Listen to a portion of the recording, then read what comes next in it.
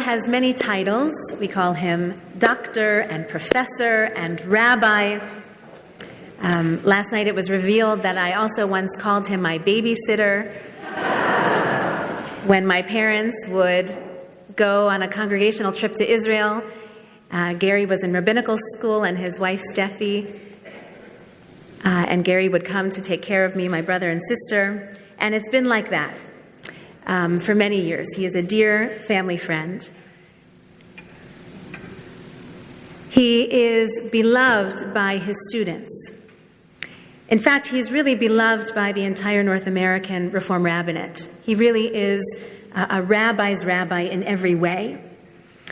He is the executive director of the Jacob Rader Marcus Center of the American Jewish Archives, which is the world's largest freestanding research center dedicated solely to the study of the North American Jewish experience. He is also the Edward M. Ackerman Family Distinguished Professor of the American Jewish Experience and Reform Jewish History at Hebrew Union College, Jewish Institute of Religion in Cincinnati, Ohio. He is known to our congregation now as a captivating and dynamic teacher. He brings history to life for all of his students, and in that way he wears the hat of Professor of the Academy. He also deeply cares about his students. In that way, he wears the hat of rabbi in a yeshiva. He offers mentorship and guidance, encouragement and empathy. And he was the professor of the class where Rabbi Goodman, then known as Zachary, first met Katie. And so he also wears the hat of Shadchan. Aren't we lucky? So for all these reasons, when I asked Rabbi Goodman, who shall be our scholar of residence, our scholar in residence for the Shabbat of your installation, he did not hesitate. He said, Dr. Zola is so important to me and the start of my rabbinate. I would love if he would come to teach us. And so he has last night, this morning, and again now. It is my pleasure to invite Gary Zola to teach us and to give Rabbi Goodman his blessing.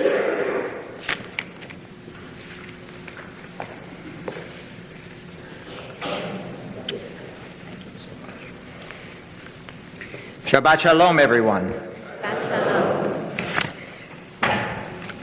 You know how clergy are. Before we speak, we have something to say. And I don't think anyone who studies the North American Jewish experience could not feel a sense of awe, of being overwhelmed at being present here in this historic congregation. This is a congregation whose reputation precedes it always. And as I said last night, I just want to let you know before I offer a few thoughts on this special occasion how deeply honored I am to stand in this pulpit. I have had the privilege of studying the lives of so many of your spiritual leaders, and it's overwhelming, genuinely overwhelming, to be present in this special house of the Eternal One. And I take such pride in being here today, and I'm grateful for this remarkable honor because of the importance your Klei Kodesh, your spiritual leaders, have to me personally. I could easily make use of all the minutes that I have to speak about Yael's family, Rabbi's family, her grandfather, who I know, about whom she's spoken many times, was one of my teachers and an inspiration, though I did not belong to that congregation.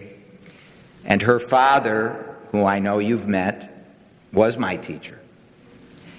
And Rabbi Helfman, Rabbi Goodman, Rabbi Spolansky are all part of a spirit of connectedness that brings me here in such a spirit of joy and gratitude. So thank you, Rabbi, for those beautiful words. I'm so grateful. One of our colleagues, a rabbi who was actually ordained by the Jewish Theological Seminary of America in the year 1980, recounted a memorable event that occurred just as his ordination ceremony was about to begin. He recalled how his mother sidled up next to him just before the ceremony and whispered softly into his ear the following blessing. You know, it's not too late to go to medical school.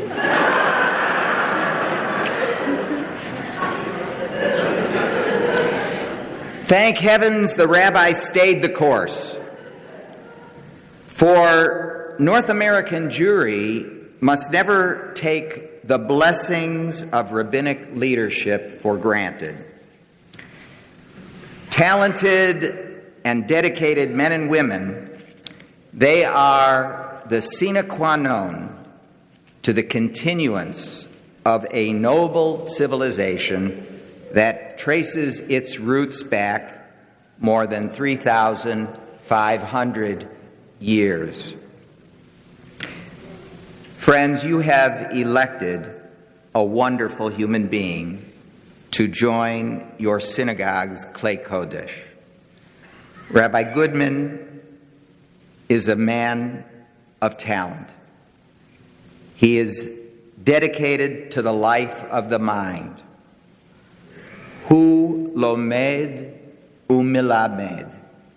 He has learned in order to teach. His love for the Jewish people, for our history, for our remarkable literary tradition, and for the miracle of the modern state of Israel have already, no doubt, become apparent to those of you who have had the opportunity to observe and interact with him since he joined the congregation last July. So in marking this special moment in the life of Pirchei Kodesh, and of course in the rabbinate of this wonderful human being, let us today bring to mind vignettes that come from the mist of history, from the lives of three rabbinical exemplars whose careers may well serve as case studies, reminding us of what a rabbi brings to the Jewish people and why each new rabbinate signifies an all-encompassing expression of confidence in the future.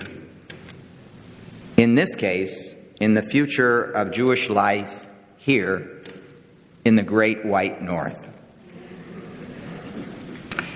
Our first vignette comes from the rabbinate of a man who was arguably the most influential North American rabbi of the 19th century, Isaac Mayer Wise. You know he was the founder of our union, the Union of American Hebrew Congregations, today known as the Union for Reform Judaism. He was the founder of the school at which I teach, the Hebrew Union College. He was the founder of the Central Conference of American Rabbis, the oldest rabbinical association in continuous existence in the world. And as such, Rabbi Wise is properly referred to as the intellectual and institutional architect of American Reformed Judaism. The story is that evidently one day while teaching, Rabbi Wise began to feel ill. And so he rose from his teaching chair and began to step down from his teaching platform in order to leave the room. And in the process of this happening, he began to stumble. And so a young and eager rabbinical student jumped up from his seat, grabbed his teacher's arm, and said to his teacher, "May I help you down, doctor?" And Wise looked up at his student and said in a voice loud enough for the rest of the class to hear, which is how the story has been transmitted. And he said, "My boy, never help a person down. A rabbi should always help a person up." Wise offered us here timeless wisdom with that clever quip: a rabbi strives to help people up, to lift people up as Jews, as citizens, as human beings. Our second snapshot this morning comes to us from a woman who was almost a rabbi, known to American Jewish historians as the girl rabbi of the Golden West, Ray Frank. Frank was an aspiring journalist. She hailed from Oakland, California in the last years of the 19th century. And her editor assigned her on one occasion to go to do a story in Spokane, Washington. She arrived in Spokane in 1890. To her dismay, Frank learned that the Jews of Spokane had not established a local synagogue. And even more distressing, they had no plans to hold worship services for the high holy days.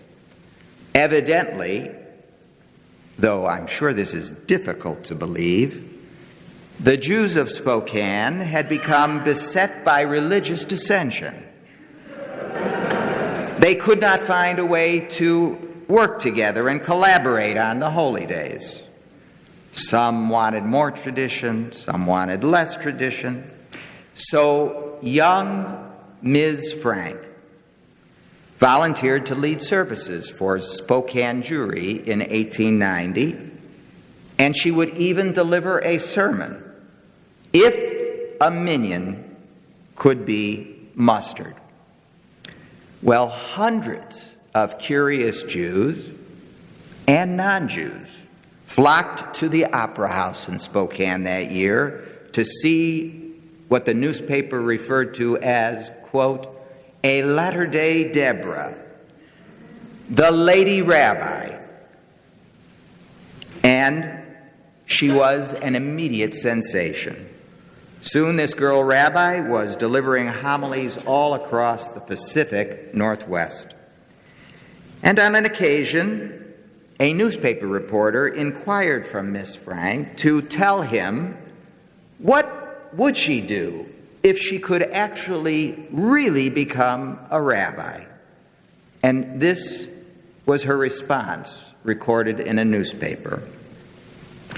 "If I were a rabbi," she told him, "I would try to remember that example is better than precept. And my religious instruction would be such that each boy and each girl would see in my personal conduct that which I preached in my sermon." These words, spoken by perhaps the first woman rabbi in America to occupy a pulpit, they really echo the immortal teachings of one of the great rabbis, Rabbi Plaut's rabbi, Leo Beck, who taught memorably that in the rabbinate, it is the man or the woman who is the message.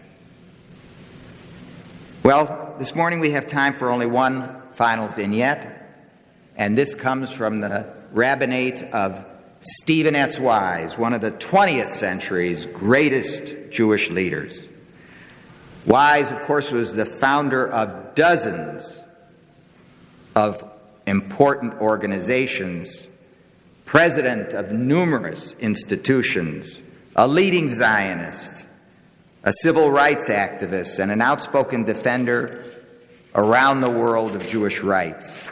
Above all, Wise was unalterably committed to the belief that the rabbi's task was to be a tzofeh netaticha leveit Yisrael. He was a watchman over the household of Israel. On one occasion, a congregant, this sometimes happens, a congregant became angry at him and accused Rabbi Wise of endangering the Jews of America because he was so outspoken and so critical of their behavior.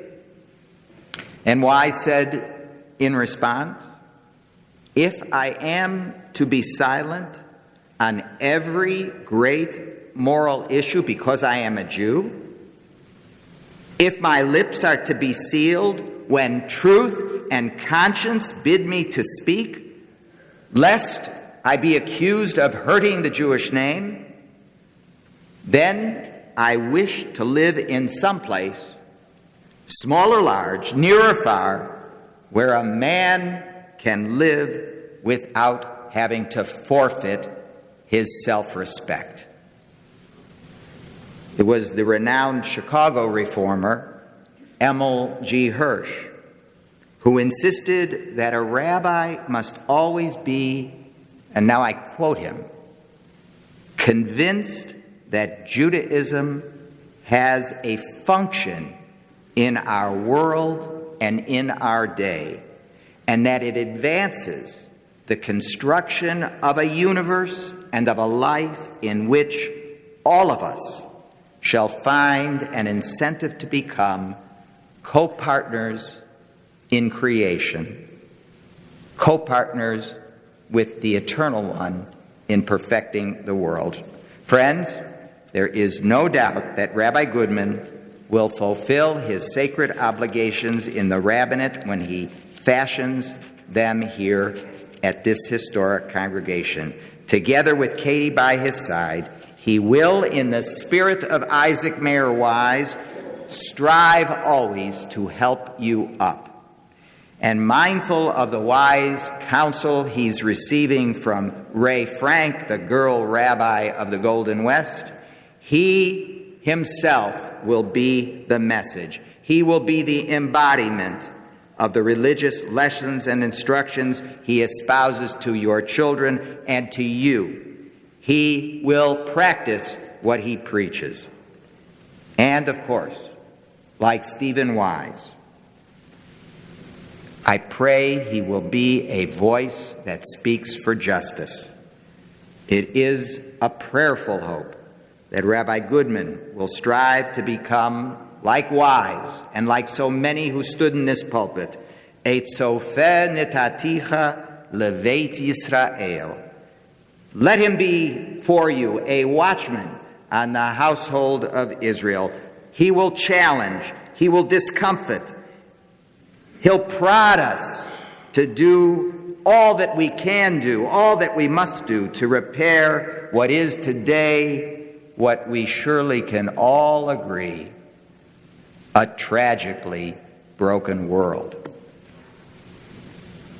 You know, in the portion we just read, the ladder that is laden with angels who are ascending and descending, that image is arguably the most entrancing image of any, for sure in this week's portion, and perhaps in all of Torah. But why, the sages wondered, were the angels ascending first and not descending? Do not angels come from heaven? Wouldn't it be more logical for the angels to descend and then ascend? Well, according to a famous 18th century Ladino commentary, Me'am Loez, that ladder reminds us that in every generation there's a constant changing of guards. There is an exchange of leadership. The great angels start to come up from the bottom, and then they reach the Gedolei Hador, who stand on top. And those Gedolei Hador must descend so that new angels can certainly rise up. They take the baton, to mix a metaphor, in their hand, and they carry it themselves to the sacred mission we all pursue generation after generation, the Dor Vador, and never quite reach. The latter, this commentary suggests, is really a metaphor for the greater heights that await each new generation of leaders who begin on the ground floor and who work their way, at least try, to get to heaven. Rabbi Goodman, you are now on the rise. Your senior rabbi, Rabbi Spolansky, has wisely taught these words, and I quote, "A congregation needs its rabbi to believe in them, and a rabbi needs to believe in his or her congregation." May these sentiments on this wonderful day always be true for Holy Blossom Temple. May its clergy, its officers, to all of you, to those who contribute to its vitality this day and every day, may all be blessed with a full measure of shalom, fulfillment, contentment, and of course, peace. Peace for us, peace for Israel, peace for all humankind. Chadesh Yameinu Kikedem. And together, let us renew our days as of old. V'chein yehi ritzono. Amen.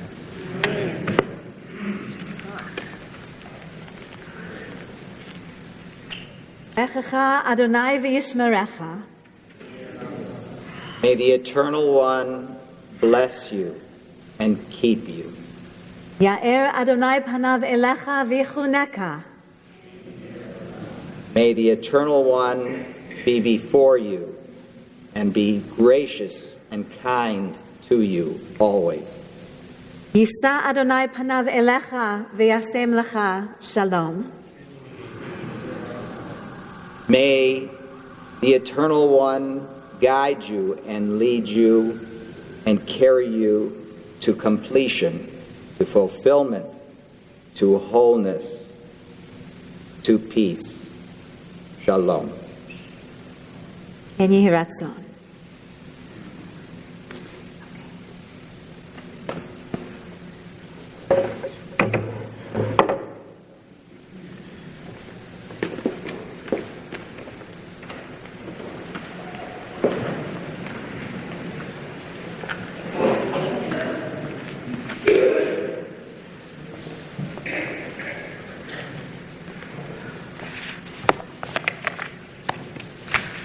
Shabbat Shalom. In inviting Dr. Zola here, I didn't think, I have to follow speaking him. Thank you for your beautiful words. Allow me to begin by expressing my deepest gratitude to my teacher, Rabbi and friend, Dr. Zola, for being here this weekend to install me. It truly means the world to me that you're here. Thank you for your kind words and, as always, for your wisdom. I'm honored by your presence and will cherish this moment throughout the entirety of my rabbinate. To the Holy Blossom community, it has been a profound pleasure getting to know you over the past 6 months. I have found that the strength of our congregation truly comes from you, the members.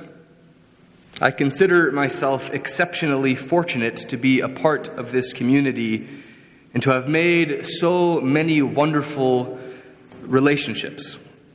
My wife Katie joins me in expressing our appreciation for being so welcoming to us.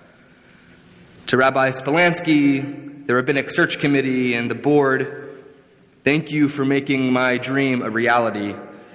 I am humbled by your confidence in me and pray that I am worthy of this appointment. Admittedly, when I first arrived in Canada, I quickly understood that I was a stranger in a new land. Of course, the congregation was welcoming and warm and helpful, and for that I am ever grateful. I realized that I had entered a completely foreign milieu with no historical context and little understanding of Canadian Jewish life. So drawing on the education I received with Dr. Zola at the American Jewish Archives, I understood that I could only become a leader here if first I made a commitment to understanding Holy Blossom's history, its people, and their stories. So I began to research. In my first week in Toronto, I had a handful of conversations with the wonderful Holy Blossom archival team. It was not long after that my wife Katie, another lover of Jewish history and peoplehood, joined the archival team. Almost every Tuesday and Friday morning, Katie and I get to walk together from our home down the street on Bathurst to Holy Blossom, where we both dive into our different corners of our new community. I regularly come home and find that Katie has been waiting all day to tell me a new interesting Holy Blossom history gem. A few weeks ago, I came home to find several very old-looking documents on our dining room table. And it turns out that with the help of the archival team, Katie had stumbled upon the original negatives and blueprints for the seating chart of the Bond Street Temple building dating back to 1897. These documents, which you may have noticed as you were entering the sanctuary from the atrium doors, are now framed and on display. They have become for me an important reminder of our illustrious history and offer a lens through which I approach my work. Today, as I formally assume the position of Assistant Rabbi of Holy Blossom Temple, I am grateful for the tremendous privilege and responsibility this congregation has bestowed upon me. I am mindful of the historical Jewish giants whose leadership elevated Holy Blossom into the international arena and whose shoulders we now stand on. It is my promise to you that I will continue to dedicate myself to understanding the history of Holy Blossom, its people, and their stories. These Bond Street blueprints, surviving for over 120 years, represent our legacy as we recognize and appreciate our Canadian Jewish roots. They also serve as a symbol of the foundation on which we will live out our future. Just as our predecessors dared to dream big on Bond Street, we too have built a magnificent home for ourselves on Bathurst. These blueprints will find their new home in my office as a reminder of where we have been and as an inspiration to continue asking the question, where shall we go? I hope to be here with you for many years to come. And together we will fill our new space. Together we will write new chapters in the history books of Holy Blossom with headings of deep learning, meaningful worship, and intentional community. Chapters entitled Mutual Growth and Fulfillment, Inclusive Spirit, and Visionary Innovation. It is a narrative that we must pen together, and together we will pay homage to our long history and outline upcoming chapters as we look forward into our remarkable future. My promise to you today is to serve this holy community with a heart rooted in Torah and driven by a desire to serve God and the Jewish people. I pledge to fulfill my duties with integrity and passion, with kindness and intention. I do not take the privilege of serving this community lightly. In her address to the Cincinnati Rabbinical Ordination class of 2018, Rabbi Spolansky offered her words of advice to the new rabbis. She stated how important it is for each of them to take their work as a rabbi seriously, and, at the same time, how crucial it is not to take yourself as a rabbi too seriously. Though these instructions were not directed towards me personally, I have found so much truth in Rabbi Spolansky's wise words. With her guidance and the support of the unbelievable clergy team I am so lucky to be a part of, I hope I will be able to live out this ideal. In the all but 30 seconds that I have been a rabbi, I have learned that there is a big difference between being a rabbi and being someone's rabbi. As I envision my rabbinate with you, I sincerely hope that you will come to think of me not only as the new assistant rabbi, but as your rabbi. Someone whom you can call on to celebrate with in your moments of simcha, and someone who will be there with you through your hardships. This sort of relationship takes time, and it is time that I am eagerly looking forward to spending with you. Ben Zoma Omer Ezahu Chacham Halomed Mikol Adam. Ben Zoma says, who is the wise one? One who learns from all people. As I encounter so many new faces and personalities, this text remains for me an eternal truth. It serves as a constant reminder that we all have something to teach and something to learn. Being a rabbi at Holy Blossom has given me the distinct pleasure of learning and growing from so many different people. I will conclude by once again expressing my gratitude. Thank you for affording me the honor and privilege of learning from you. Shabbat Shalom.